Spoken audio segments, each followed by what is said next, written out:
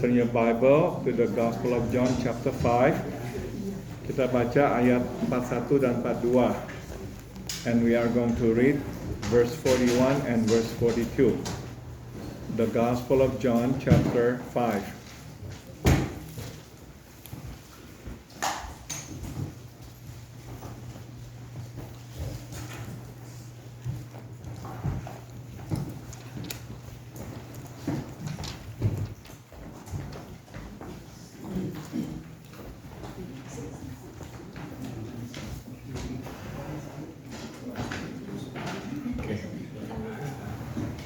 Mari kita membacanya bersama-sama.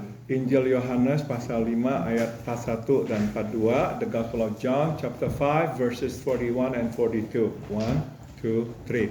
Aku tidak memerlukan hormat dari manusia, tapi tentang kamu memang aku tahu bahwa dalam hatimu kamu tidak mempunyai kasih akan Allah.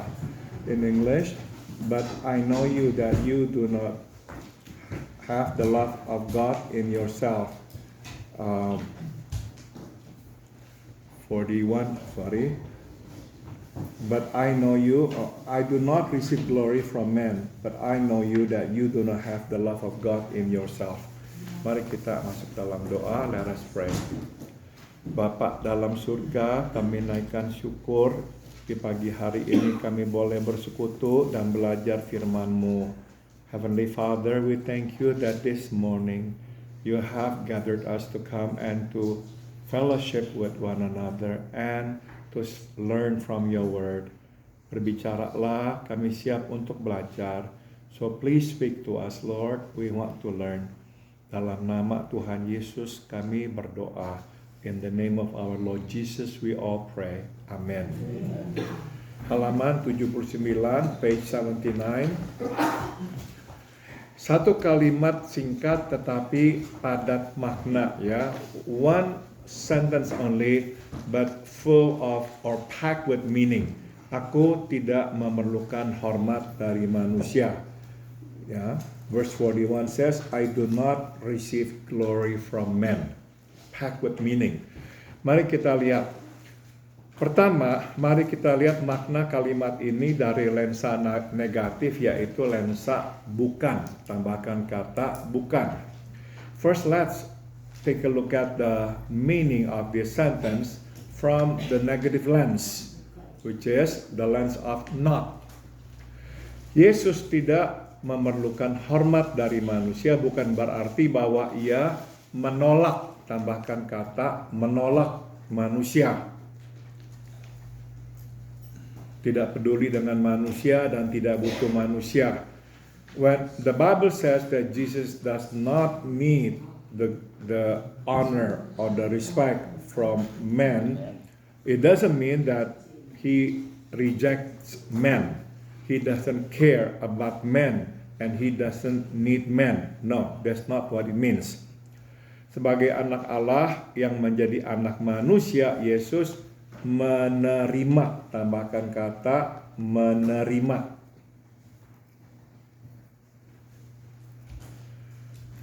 Ke dalam hidupnya, ia peduli bahkan mengasihi manusia dan ia pun butuh penguatan dan doa dari sesama manusia. As the Son of God who became the Son of Man, Jesus accepts men into his life. He cares. In fact, he loves men. And he needs encouragement and prayer from other fellow men. Kita ingat waktu dia di Getsemani, dia minta murid-muridnya berdoa buat dia. Ya, we remember that in Getsemani, he even asked his disciples to pray for him. Sikap Yesus yang tidak memerlukan hormat dari manusia bukan lahir dari kepahitan. Tambahkan kata kepahitan terhadap manusia. So when the Bible says that Jesus does not receive or does not need glory from men, it does not come out of his bitterness toward men. No, dia baik dan menyayangi manusia. He's good to men and he loves men. Stop ya. Jadi kita kadang-kadang kan tahu ada orang yang berkata, Saya tidak perlu hormat dari manusia. Saya tidak perlu pujian dari manusia karena pahit terhadap manusia. Remember, or sometimes people say this, I don't need man's praise. I don't need man's respect. But that actually comes out of bitterness or anger or disappointment in man. No, yeah. That's not the case with Jesus at all. Sekarang mari kita lihat makna pernyataan Yesus bahwa ia tidak memerlukan hormat dari manusia dari lensa positif, yaitu bahwa ia mencari perkenanan dari Allah Bapa. So now let's take a look at the statement that Jesus makes that he does not receive or does not need glory from man from the positive lens, which is he actually seeks God's pleasure or God's favor. That's all that he cares. He goes for God's approval. Motif dan tujuan dari semua yang dilakukannya adalah untuk menyenangkan, tambahkan kata menyenangkan Allah Bapa. Bukan pujian dari manusia. So his only motive, his only purpose for doing all that he does is only to please his heavenly Father, not seeking praise from men. Sewaktu ia menyembuhkan orang yang lumpuh di kolam Bethesda, ingat ya bahwa semua dialog ini terjadi dalam konteks penyembuhan di kolam Bethesda ya. Pada hari Sabat, ia tahu bukan saja ia tidak akan mendapat kemuliaan, yang malah akan mengundang hujatan, tambahkan kata hujatan dari manusia. So when he healed the lame man at the Bethesda pool on the Sabbath day, remember all this dialogue takes place right there at the Bethesda pool. He's fully aware of the fact that not only will he not get any glory or praise from men, but in fact he will invite blasphemy, anger from men. Ia sadar bahwa para pemuka agama justru akan mempersoalkan perbuatannya, menyusahkan hidupnya, dan menolaknya. He's fully aware of the fact that the religious leaders would in fact make an issue of what he just did, would trouble him, would give him a hard time, and in fact they would find basis or reasons to reject him.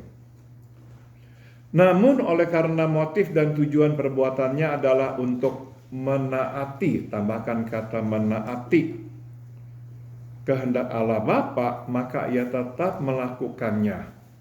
But because his motive, his purpose for doing that is only to obey the will of his Father, he still did it anyway. Singkat kata, ia rela menerima cercaan dari manusia demi perkenanan Allah Bapa. Simply put, is willing to receive rebuke, rejection from men for the approval of his heavenly Father. Okay? Jadi saudara, Yesus tidak pernah terkejut karena mengalami sesuatu yang tidak diduganya. Tidak seperti kita. Kita bisa terkejut mengalami sesuatu yang kita tidak duga. One thing about Jesus that we should be aware of is that he's never surprised by something that happens, that he experiences. It's not like we. Sometimes we get surprised. Oh, I didn't think that it would happen. Oh, I didn't expect that to happen. No. He is fully aware of what's going to happen. Remember, he is the Son of God who became the Son of Man. So he was fully aware of the fact that after he healed this man, he would be in trouble. But then he still did it. Why? Because he was very clear with why he was doing what he was doing. Just to obey the will of his heavenly Father. To please his heavenly Father. Even though he would not get the praise of man, in fact, he would receive rebuke from men. Betapa mudahnya kita terjebak masuk ke dalam perangkap penghormatan dari manusia. How easy it is for us to get trapped into the praise game, respect game, glory game from men. How easily it is for us to be entangled in it. Makin dihormati, makin besar sedotan untuk masuk ke dalam jerat hormat. You see, the more we receive praise from men, the more vulnerable we are to be sucked into this trap of glory, praise from men. Kita biasanya berpikir orang yang jarang dipuji, jarang dihormati, yang haus akan pujian sehingga akhirnya terjerat ke dalam perangkap pujian manusia.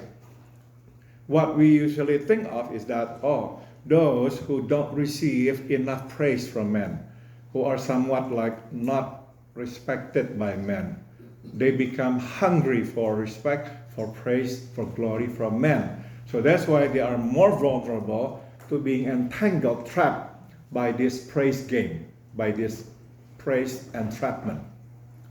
It's true. It's not true. Yes, people are more vulnerable. People are vulnerable when they don't get enough praise. But equally vulnerable are actually those who already receive much praise from men. Makin dipuji, makin mau dipuji loh. The more we receive praise from men, the more desirous we are of men's praise. Because sekarang jadinya tujuannya adalah kita mau mempertahankan pujian itu. Because there is a need that comes from us to maintain that level, to be praised. We don't want to drop. We don't want to go down. We don't want to lose that respect, that praise, that glory. So to maintain it, we begin to do more things to invite more praise from men. Ya. Sambung lagi. Saya melihat ini, makin sering kita melakukan hal-hal yang kita tahu akan dapat mengundang hormat dari manusia. Ya. Saya melihat ini di lingkungan Kristen di mana dulu saya melayani. I saw this in the Christian environment that I was in before. Makin dianggap murni dan alkitabiah, makin gencar kita memurnikan ajaran dan menyapu bersih, bukan saja ajaran tapi juga orang, tambahkan kata orang, yang kita anggap tidak murni. So, it was my experience before when I was a part of these Christian organizations.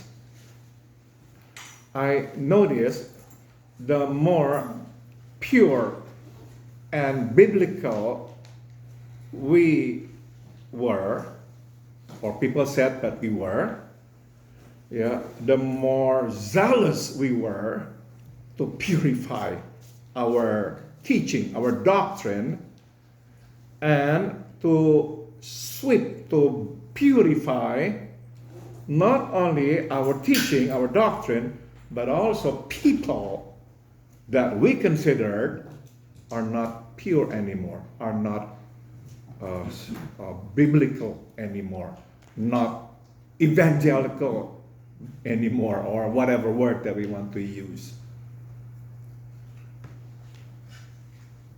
Jadi saudara, saya perhatikan makin sekelompok atau makin kita dikenal sebagai orang yang murni lah, paling alkitabiah lah, kita makin bergebu-gebu mau dipuji orang, dianggap orang sebagai murni dan alkitabiah.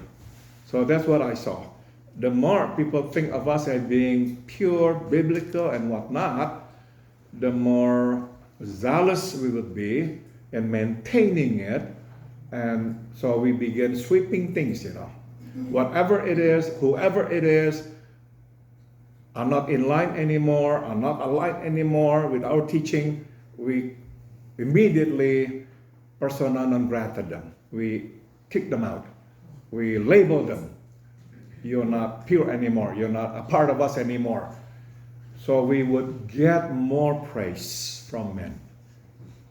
Ya. Sambung. Dari pengamatan ini akhirnya saya menyimpulkan bahwa Farisi dan Saduki di masa Yesus adalah kita semua yang sesungguhnya ingin hidup kudus dan berkenan kepada Tuhan. Tambahkan kata berkenan. Namun akhirnya terjebak masuk ke dalam perangkap hormat dari manusia.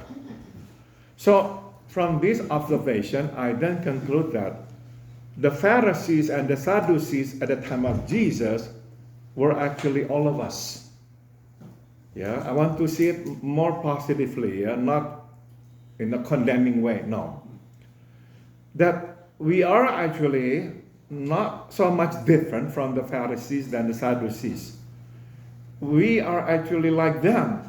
We are actually only desiring of one thing, to live holy and to live pleasing to God. But in the end, we get entrapped in this glory, praise, respect, entrapment from men. Jadi awalnya benar-benar sebetulnya murni. Mau menyenangkan Tuhan, mau hidup seturut firman Tuhan. So, in the beginning, it was pure. We just want to please God. We just want to live a godly life. Tapi begitu orang mulai puji, tiba-tiba tuh kita makin ingin dikenal, tambah kudus. Yang kita lakukan akhirnya adalah menciptakan lebih banyak peraturan. Ya, so initially we just want to live a godly life, a life pleasing to God. So when people begin to give us feedback, oh, you are such a godly man, your teaching is so biblical, we become more zealous. We want to be more biblical. We want to be more godly. And so we begin the process of, the journey of creating more laws. Ingat saudara-saudara, Tuhan melalui Musa hanya memberikan 10 hukum. Tapi akhirnya orang Yahudi menciptakan ratusan bahkan ribuan hukum. Remember, God only gave 10 commandments through Moses. But the Jews in the end codified, created hundreds or even thousands of regulations out of these 10. Ngerti ya? Dari mana tuh datangnya tuh? Where did that come from? From the need to be praised as being godly, biblical. So they created more laws, more regulations. Sebagai contoh ya, saudara. Sebetulnya saudara sampai tahun kapan saya lupa tuh 60-an mungkin 70-an.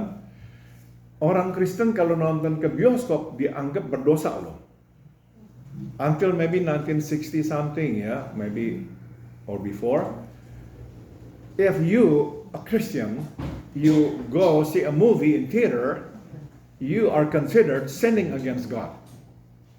Am I correct, Ruth, to say that, Ruth? Yes. Yeah, in the past, yeah. Not my parents, but all around it is that way. Yeah, you could not go see a movie, no, because it's a sin. Ya, saya masih ingat waktu saya pertama pulang ke Indonesia, mahasiswi di sekolah teologi ingin berenang, tidak boleh berenang, hanya laki-laki yang boleh berenang. I remember when I first went to the Bible school in Indonesia to teach. I remember the women, the students, the female students were not even allowed to swim. It's a sin to sin. Karena kenapa? Pakai bikini. Iya, kalau kita berenang pakai jas, hujan kan nggak lucu kan. Biar pagi bikini. But so it was like you could not do that because it's a sin. So we created laws after laws after laws after laws. And we who abide by these laws would be considered godly, holy. Ngerti ya, kenapa akhirnya kalau kita udah masuk ke dalam jebakan ini nggak bisa keluar. Makin kita mau menambah lagi hukum-hukum yang baru, menerapkan lagi hukum-hukum yang baru. So the moment we are trapped into this game or this trapment, we cannot get out. We are stuck into it and we create more laws and more laws. Ya. Contoh yang lain lagi adalah sampai lama sekali, mungkin sekarang masih banyak orang-orang yang berkata orang Kristen tidak boleh menari atau berdansa. To this day, there's still people who still think that Christians should not dance at all.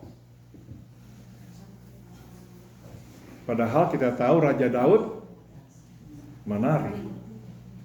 We know that King David danced. Dan waktu Mikal merendahkan dia karena dia dansa-dansa dengan orang-orang, Mikal yang dihukum Tuhan tidak boleh punya anak. When his wife Mikal looked down on him for dancing with his people, God was so mad at Mikal that he closed her wombs. Ingat ya, jadi saudara, kita menciptakan banyak hukum yang sebetulnya tidak ada sama sekali di Alkitab. Kenapa? Karena itu kita akhirnya tuh masuk ke dalam jebakan hormat. So we created so many laws, regulations. They're not even in the Bible because we are in the end entrapped in this praise, glory, respect from men. Itu. Oke, sambung lagi. Kita berlomba memurnikan lingkungan di mana kita berada agar kita makin dihormati.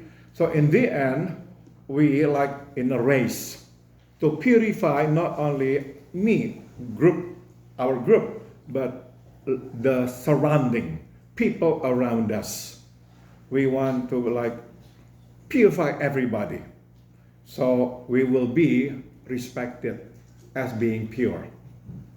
Nah, dalam sejarah kekristenan, ingat ya, ini adalah masa di mana terjadi Inquisition. If you are familiar with the history of the church, this is the time of the Inquisition in the time of the church, where the church actually would send people out, soldiers, and arrest people whom they claim you're not actually following the teaching of Christ, or you are now worshiping the devil, whatever. They could just arrest you and kill you during the time of Inquisition. Oke, sambung lagi. Sayang akhirnya kita lalai membersihkan diri karena sibuk memurnikan ajaran kita. Tambahkan kata ajaran.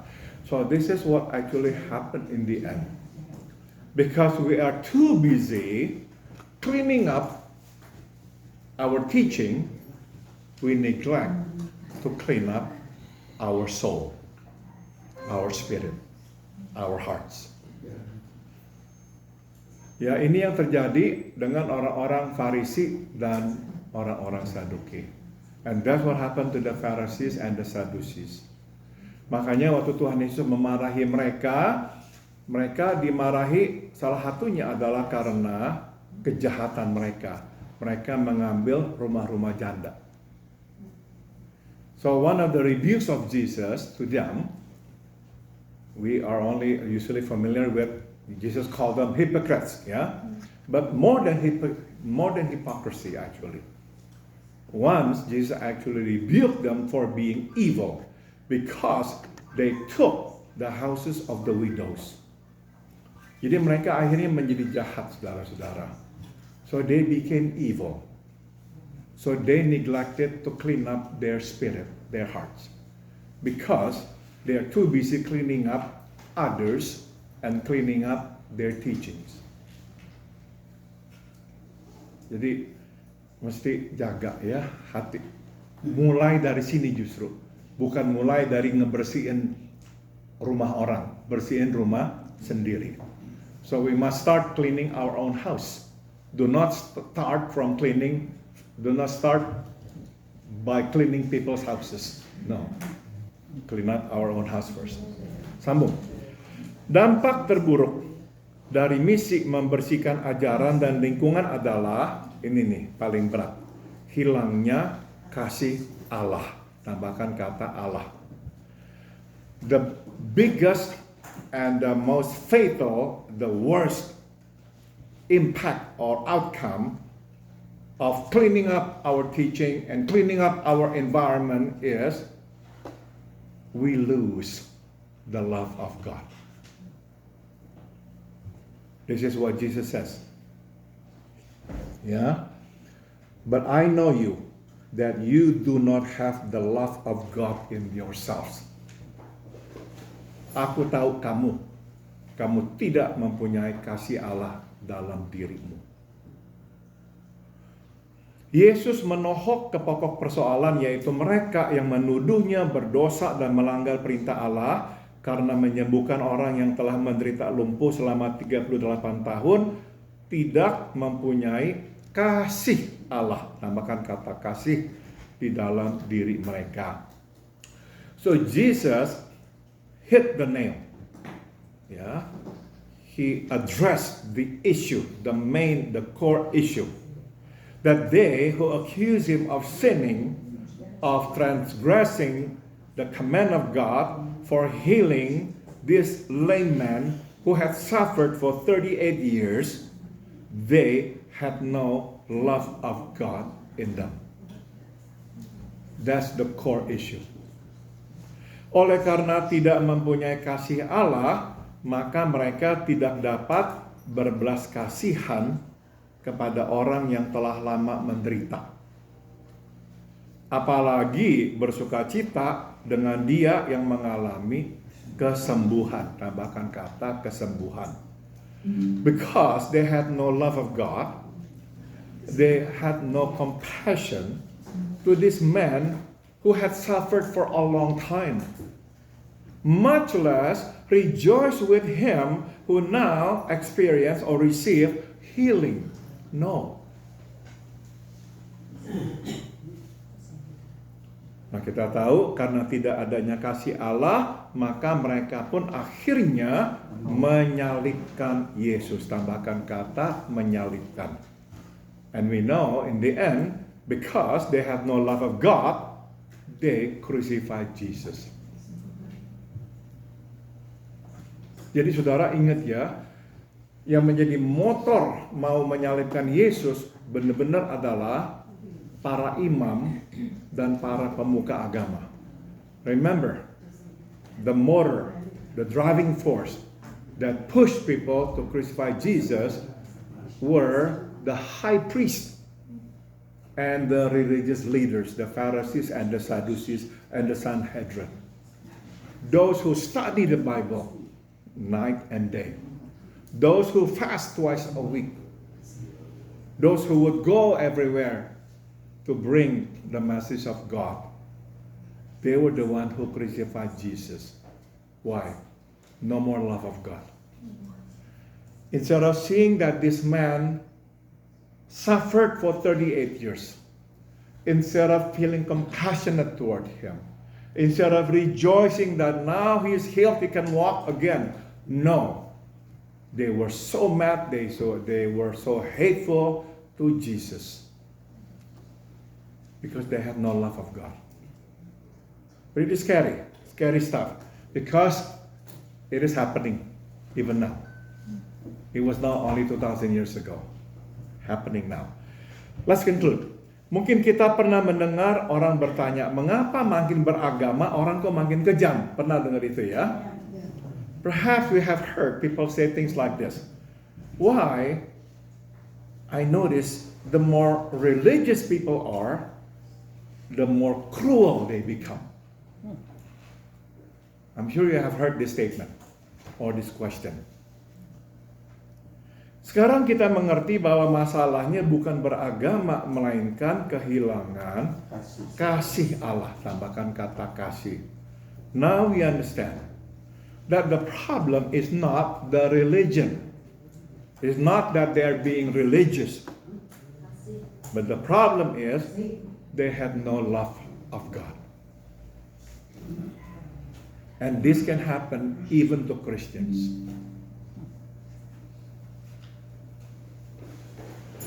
Dan penyebab hilangnya kasih adalah karena kita mencari hormat dari manusia. Tambahkan kata hormat.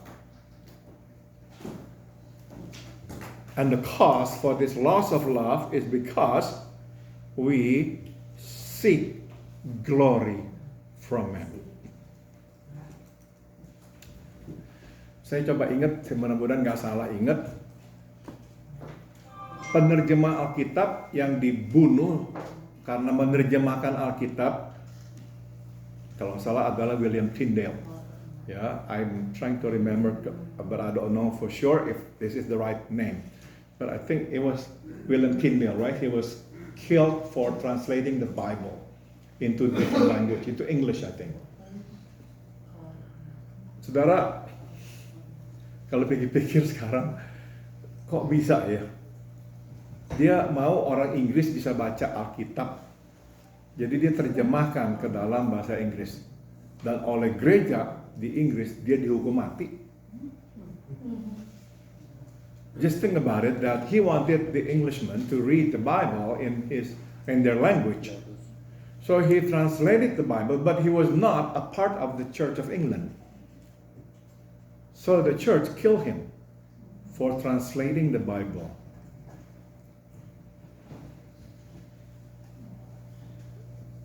Now we understand the reason. Those people had no love of God. So they had rules, so many rules. One of the rules was only the church could translate the Bible. Contoh yang lebih modern adalah William Carey, saudara. Dia itu waktu mau mengabarkan Injil ke India, dilarang mau menjadi misionaris. Ya, kenapa? Memang ada teologi yang berkata orang-orang India itu kalau mau jadi orang Kristen, Tuhan punya cara Tuhan menyelamatkan, kamu nggak usah pergi ke sana. Tapi salah satunya adalah karena dia memang bukan bagian dari gereja Inggris, jadi nggak boleh pergi. Tapi puji Tuhan dia pemberontak, dia pergi juga. William Carey wanted to go to India, but then he was forbidden by the Church of England. Yes, because of the theology that they embraced, that if God wanted to save this pagan in India, God could just save them with His own way. God does not need you to go to India. Very wrong. But the other reason actually because he's not a part of the Church of England. He was a layman. He was a shoemaker. Yeah. Another example. John Bunyan, penulis buku Perjalanan Seorang Musafir, ya, ditangkap 3 kali, dimasukkan ke penjara oleh gereja Inggris karena memberitakan Injil. Kenapa tidak boleh? Dia bukan anggota gereja Inggris. John Bunyan was thrown into prison 3 times because he preached the gospel and he was not a clergy ordained by the Church of England. So he was in prison 3 times. Jadi kalau kita marah-marah, orang Kristen dipenjara oleh orang dari agama lain, jangan marah. Kita yang pertama yang memenjarakan orang Kristen kok. Ya, so we should not be angry at other peoples of other faiths when they imprison us. We were the first who imprisoned our own people. We were the first. Ya, jadi saudara, kita mengerti sekarang kenapa tuh ada orang makin sepertinya kuat imannya, kok makin kejam. Now we understand why some people, the stronger they are, we call them more devout in their faith, they become meaner and meaner. Penyebab hilangnya kasih adalah karena kita mencari hormat dari manusia. And now we understand the reason is because they lose love, they have no more love because they seek the glory of man. Ini. This is the precedent. They seek the glory of man. In the end, no more love. Demi hormat dari manusia, kita makin giat membersihkan, tambahkan kata membersihkan ajaran dan lingkungan dari segala yang kita anggap sesat.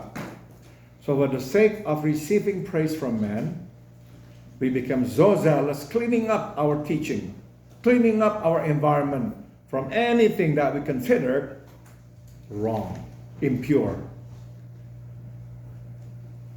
Padahal sesungguhnya belum tentu sesat, hanya berbeda, tambahkan kata berbeda. Well, in fact, people might not actually be wrong, they just happen to be different. Dalam kasus penyembuhan di kolam Bethesda ini bahkan hanya karena kesalahan-mengertian mereka akan kehendak Allah tentang hari Sabat ya. In fact, in this case, the healing in Bethesda pool, it is actually caused by the misunderstanding. They do not have a good or right understanding about Sabbath, God's will for Sabbath. Jadi inilah kesimpulannya. So here's the conclusion. Barang siapa mengejar hormat, tambahkan kata hormat, dari manusia akan kehilangan kasih, tambahkan kata kasih kepada sesama manusia. So here's something to take away. Whoever goes after praise from men will lose love toward men. Whoever goes after praise from men will not have love for men.